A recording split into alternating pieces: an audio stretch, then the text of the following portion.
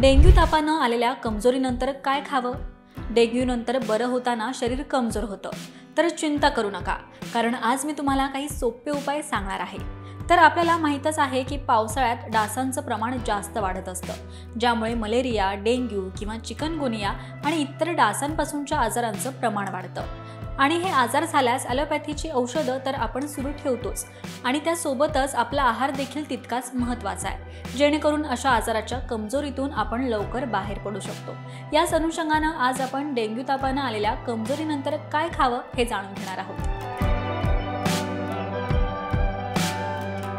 Number 1, डेंग्यूचा ताप उतरल्यानंतर शरीराची इम्युनिटी पॉवर वाढवण्यासाठी किवी, ड्रॅगन फ्रूट किंवा संत्र्यांसारखी लिंबूवर्गीय आंबट फळे खावीत। यात व्हिटॅमिन सी, अँटीऑक्सिडंट आणि मिनरल्स भरपूर असतात, त्यामुळे शरीर एकदम तंदुरुस्त होऊन तुमची रोगप्रतिकार शक्ती वाढवण्यासाठी मदत होते। डेंग्यूतून जर लवकर बरं व्हायचं असेल आणि तुम्हाला दूध पचत असेल तर रोज गरम दूध प्यायल्यानं देखील फायदा होतो। दुधात अनेक पोषक तत्व असतात, ज्यामुळे शरीर हेल्दी बनतं आणि उत्साह वाढतो।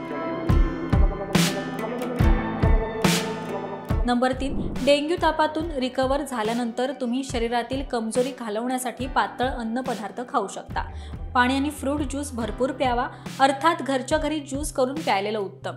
त्याचबरोबर डाएटमध्ये ग्लुकोजचं पाणी प्या, याशिवाय नारळ पाणी, लिंबू पाणी, सरबत पिणं देखील फायदेशीर आहे। मात्र स्वच्छता असलेल्या ठिकाणचे सरबत प्यावे, त्यात भेसळ नको। नंबर 4, आपल्या आहारात मोसमी पालेभाज्यांचा अधिक वापर करा। भाज्यांचं सूप देखील करून पिल्यास फायदा होईल। जास्त तळलेले, तेलकट आणि मसालेदार आणि तिखट काही खाऊ नका। याशिवाय कॅफीन आणि हाय कोलेस्ट्रॉल असणारे पदार्थ जसे की चहा आणि कॉफी, त्याचबरोबर मद्यपान आणि सिगारेट यांपासून 4 हात लांब राहा।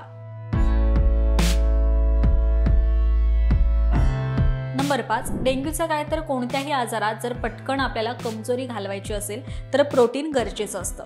अंड्यात खूप मोठ्या प्रमाणात प्रोटीन, कॅल्शियम, व्हिटॅमिन बी, पोटॅशियम असतं, ज्यामुळे डेंग्यूनंतर शरीर मजबूत होण्यासाठी मदत होते।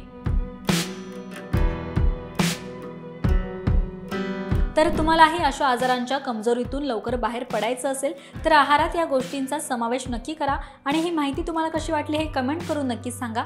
पाहत रहा महाराष्ट्र टाइम्स। धन्यवाद।